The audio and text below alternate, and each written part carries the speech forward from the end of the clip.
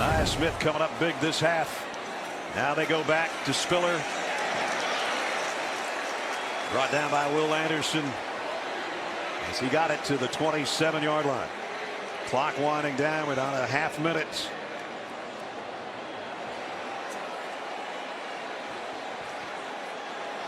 And now under a half minute. Trying to get it in the middle of the field, I would guess, unless they try something else. They're going to throw. Off his back foot, he lofts one for Wedemeyer. And a flag flies in, interference.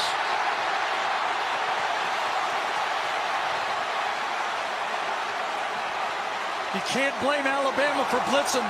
They're in field goal range. They tried to get him out of field goal range. And Jimbo has enough confidence to call a pass play. The penalty is 15 yards from the previous spot with an automatic first down. The strategy, obviously, for Bama, try to get a sack, get him out of field goal range. Man-to-man coverage, balls in the air, underthrown, and that's when the interference happens. The line of scrimmage now is going to be around the 12 or 13-yard line with that walk-off on the interference by Helms. And now with timeouts to play with, you would think Calzada is just going to right in the middle or wherever his kicker likes it. Absolutely. It'll be Spiller, actually, that'll get it down to the 11-yard line. And now it comes down to Seth Small. Nothing small about this situation. Timeout with 1 second left. 19-game winning streak on the line. The #1 ranking in the country on the line. The fact that a former Nick Saban assistant has never been able to defeat him is on the line. Who knows, maybe a college football playoff position might be on the line. And it's all going to come down to Seth Small. Out of Katy, Texas. The senior who's one of the better kickers in the country. Last year, he missed 2 field goals in the matchup with Alabama. A heroic performance by Zach Calzada from the first drive all the way to the finish of the game. So Seth Small will trot out. Alabama's already blocked a punt in this game, and they can only hope now that they can maybe do the same or force an errant kick, or A&M is going to pull the upset at home.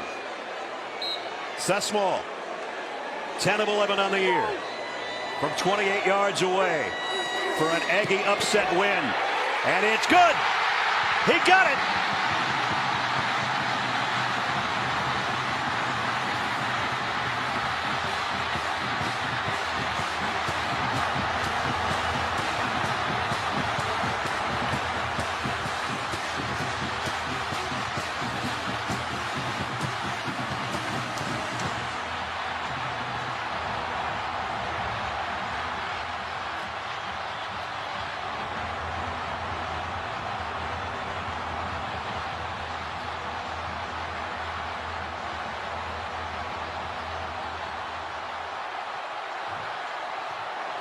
The second largest crowd in the history of this stadium has seen the upset of the #1 team in the country.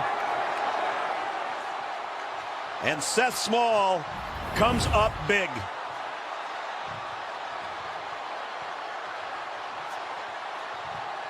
I thought it was going to go left, but it knuckled back in. What a game. What a finish. And what a happy group of Aggies, including their head coach. He said you had to trust the process to get to this point. Don't worry about who you're playing. Just play every play like it's the biggest one. The biggest one was with 1 second left. And the winning streak of Alabama is over, and the winning coach is with Jamie Erdahl. Coach, you put yourself in that position because you had confidence in Zach Calzado. What about his day today? I'll tell you what, it's amazing. He's went through some tough trials and tribulations. Like I say, you need time in the saddle when you're a quarterback to learn. He grew up, he made the plays. We played well around him. Our defense was outstanding. We made the special teams plays. But Zach's leadership and consistency, especially we didn't move it for 4 straight drives in the second half. And to lead us down on those 2 drives was remarkable. And the kids around him made the plays. It was a total team. Our assistant coaches and our players did a hell of a job. You've been through it, not just this season, but with this program, and you just beat your old boss. How does it feel? Well, listen, I have great respect for Nick. I always say that. He's one of the best that ever did it. And I learned a lot when I coached with him. We had a lot of good times. But we got a heck of a program here. We can be special here if we allow ourselves to keep how to win. We put some works on ourselves. We just got to play the rest of the year out. But it was a great win for our organization. Congratulations, Coach. Go celebrate. Thank you. Well, I guess that Houston touchdown club from the summer is going. Jimbo told us the truth. I'm going to beat him before he retires. We'll beat Alabama. And today they did. Just remember, after Alabama scored the touchdown to take the lead, A&M came back with a touchdown, a 3-and-out, and a field goal. They answered even when they got behind. Well, this is going to cost A&M about $250 grand that most of the people in the stands are on the field, but I don't think they care. I think they'd happily pay the fine that's probably upcoming for what just happened tonight. I think you could call that a signature win for Jimbo Fisher. Absolutely. In his 4th year, that's got to be the biggest one.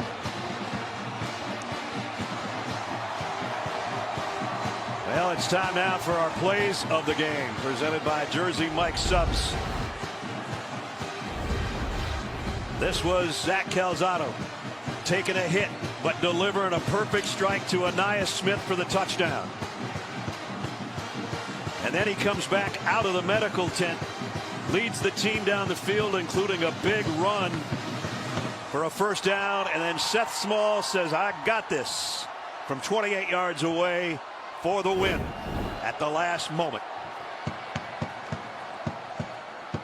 A thrilling game at Kyle Field. A lot of people were calling A&M the most disappointing team in the conference. Yep. And tonight they pulled off the biggest win of college football season. 41-38, the final. Next Saturday, doubleheader. Don't forget we've got a undefeated Kentucky and an undefeated Georgia, and Georgia will be #1 when we head to Athens. I can guarantee you that. That's going to wrap it up. For Gary Danielson, Jamie Erdahl, Brad Nessler saying so long from Kyle Field as we head to the guys in New York. An upset, fellas, here at College Station. Well, indeed, Ness, a Texas-sized upset as A&M stuns Alabama